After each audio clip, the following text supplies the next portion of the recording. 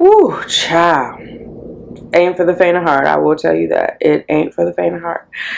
What's up, fertility fam?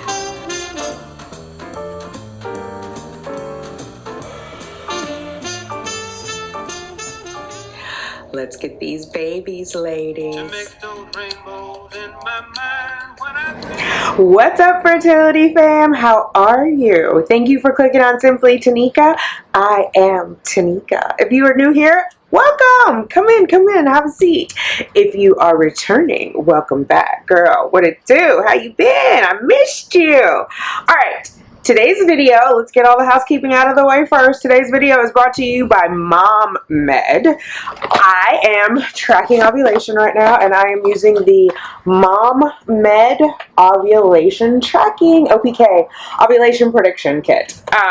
This is an amazing kit, over 99% accurate. I used it last cycle, so I knew where I was as I was prepping for my doxycycline, my biopsy, the second biopsy, all that fun stuff. I love these, and I talked about these before. They have these cute little cups, so you don't have to worry about collecting urine or using a cup in the kitchen and putting urine in it, because I don't care what type of soap you're using. That ain't clean. That ain't clean, sis. Don't do that. Comes with these little... Is it focused? Let's see. Oh my god. There we go. Comes with the strips. There are different boxes, different kits. This one is all ovulation, and there's 60 in this box. There we go. And this they also have, so welcome to the journey. Is that focused? There we go. Welcome to the journey. And it has a little tracking calendar in here. It has the instructions. It has like a nice note for you. I won't tell you. So you'll be surprised by your note if you haven't used it yet. It also has the tracking if you want to. If you're a pee on a stick addict like me and you want to track how you're progressing toward ovulation, you can put the cycle day, the date and time that you took the test, and just tape the test strip. Tape the test strip. Hi, I can speak, I promise. Tape the test strip, try that 3 times fast, onto the page, and then you put the result if it's positive or not. There's also, I believe there's an app, and it'll give you a number. Don't quote me on that. It'll give you like a numerical equivalent of your LH. However, I just think this is really cool. It's got several pages, so you can do it over several cycles. Hopefully you don't have to keep doing it over several cycles, because the first one is the right one. But you know, I've been on this journey for a minute, so sometimes it's like slow and steady wins the race. And I think they acknowledge that with the welcome to the journey piece of it. So thank you to MomMed for sponsoring this. If you guys are interested in trying out these ovulation kits or restocking if you've already tried them, I'll put all the details down in the description box below on how you can get a discount using my code when you go to mommed.com. If you try it, let me know what you think. Okay. What are we here to talk about today? So I'm just going to recap in case you are here new. I've had 4 frozen embryo transfers this year in 2021 when I'm recording it. None of them took. My first one was a chemical pregnancy, and the other ones I did not take. As a result of that, obviously we had to figure out what was going on. So I had to talk with my RE. I'll link that video over here for that conversation with my RE about some things that we could do. One of them was a hysteroscopy. Spoiler alert, but still watch that video. It's a good video. Was a hysteroscopy. So I had the hysteroscopy, found out I had endometritis, which is an inflammation of my uterine lining, or my endometrium is inflamed. And so based on that, I went on doxycycline for 21 days. And then I had to wait 21 days, 3 weeks post doxycycline to have another biopsy. So I had that biopsy a week ago today. Today is the 29th. It's almost Halloween. Happy Halloween. I had that biopsy on the 22nd. The results kind of came in on Wednesday, but they were missing the values, the quantitative values of what was happening with the biopsy. It came back as still chronic endometritis, but so I called Dr. McConnell, and I was like, I was left a message, and then she called me back. You know how it works with the RE. And she said, we need to know what it is. She was like, let's not worry about it yet. We need to know what the number is because it could be a 2 and then we won't worry about it. And for reference, last time it was a 3, which 2 and under, they wouldn't treat. 3 was borderline. And given my history of 4 failed FETs, it just made sense for us to treat it with the doxy, right? And see what happened. So when these results came in, there wasn't enough information for her to say, because basically I sent an email and was like, does this mean I got to take another round of doxy? Like, what is that? And so she called me and was like, cool your jets. I sent a note for more information. That information came in last night, which would be, what was that, the 28th? And what I saw is it said a 4. So she called me about an hour ago now and said, you know, don't get caught up on the 4. It's just the important thing is that it didn't decrease, right? Because I was like, why would it have gone up? But she said it might be nebulous. So, but the fact is, there's still inflammation. So I have to go now on another round of, what are they called? Oh my God. Antibiotics. I have to go on another round of antibiotics. The super stuff though, it's Cipro and it's something else. I can't remember the second one, Fluxa something. By the time I edit this video, I'll know what it is, so I'll just put it down here because it's getting called into the pharmacy. So the pharmacy was already closed by the time I thought to check on it. So hopefully Katrina sent it over. They open tomorrow at 10 and it'll be there. I'm actually going to send an email tonight in case she checks her emails over the evening. Anyway, Cipro, if you remember anthrax, remember like when 9/11 happened, for those of you guys who are old enough to remember 20 years ago when the towers came down, and then following that, people were getting mailed like anthrax, and so there was like a threat of it, and if you were exposed to anthrax, the solution was Cipro. Like, it's a hardcore antibiotic. And then I don't know what the Fluxo is, but so I'll be on 2. It'll be for 10 days. And Dr. McConnell said because I did not respond to the doxy for 21 days, we got to up the ante. And like, I mean, she upping it, sis. She upping it. It's like, woo. So, of course, I'm going to bone up on more probiotics, prebiotics, and is the other one postbiotics? Whatever it is, I have to order it on Amazon. I'm going to order exactly what I did last time. And I took some of it intravaginally, so it was Florstar, which I kept saying Florstat. Florster, like flora, like your bacterial flora. And I'll take it vaginally and orally. While I'm taking it, of course, I'm going to take the yogurt. I'll continue all of that. I don't know if I'm going to get a colonic. We'll see. Sometimes I'm team too much. I got to think about it. I just got this information an hour ago. Anyway, I'll have to take that. And then again, I've got to wait another 3 weeks for a biopsy. And she said, ideally, we would wait longer than 3 weeks, like as long as possible. So I actually have to look at a calendar and figure it out. If your question is going to be, are you having your transfer this year? My answer is, I don't have a crystal ball, sis.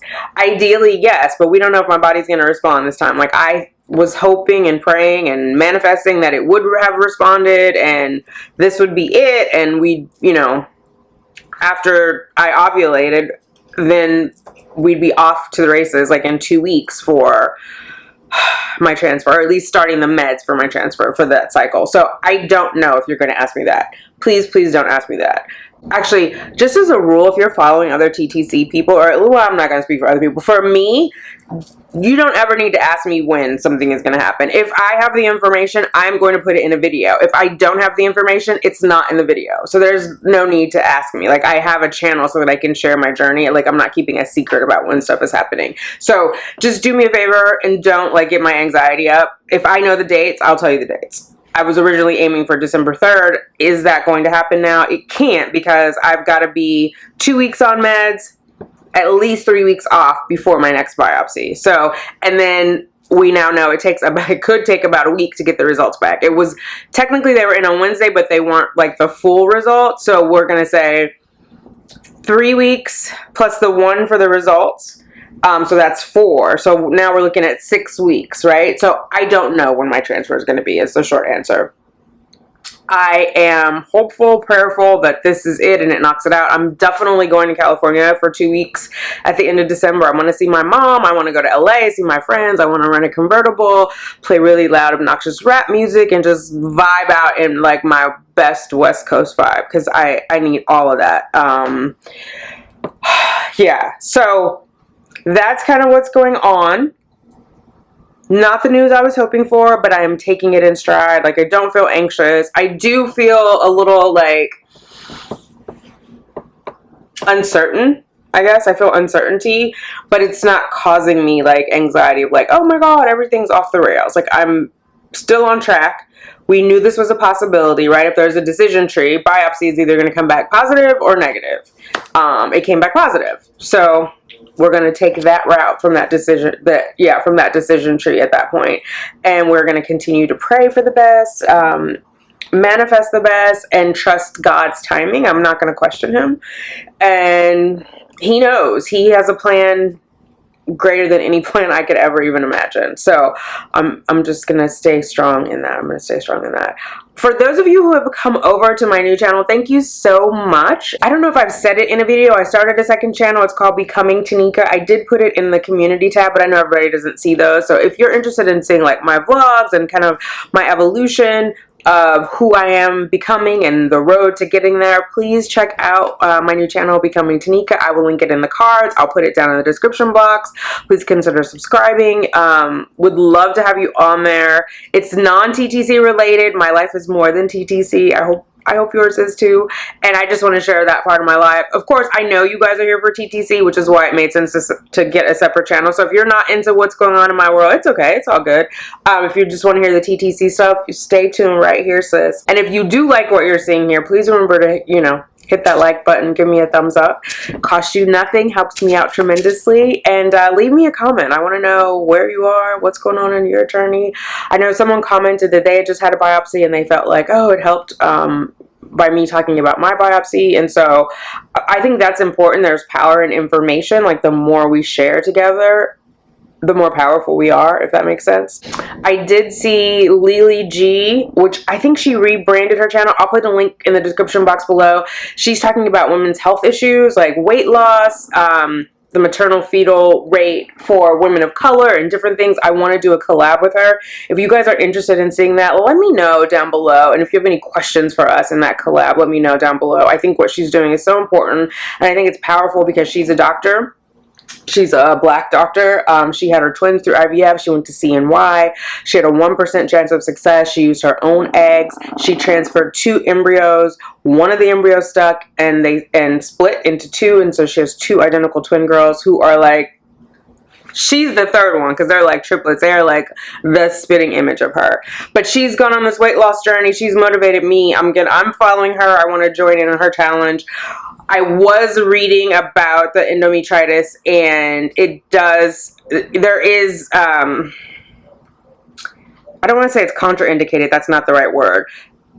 It doesn't do well compounded with a high BMI. So I definitely need to work on my BMI. Even though I'm working on loving myself, building more muscle mass, like I do need to acknowledge that I'm technically overweight and have to figure out what that looks like. I'm not saying I need to be down to 145. But I want to be at a healthy weight. I want to feel good. I need to exercise. I think it's good for my mental. I have a gym downstairs. Why am I not there? I have a jump rope in my house. So why am I not using it? You know what I mean? Like, so I just want to work on that as well. Let's see. Was there anything else I wanted to? Oh, Dr. McConnell. So I asked her, because Janiyah, you asked me, and I think I asked the nurse before, but I didn't really understand what the answer was. So I just told Dr. McConnell, forgive me if this is pedestrian, but why do I have to wait the 3 weeks? Like, I thought antibiotics started working immediately. And so her explanation was they do start working immediately if there's an infection, but we're not battling infection, we're battling inflammation. And so we're trying to get it to calm down.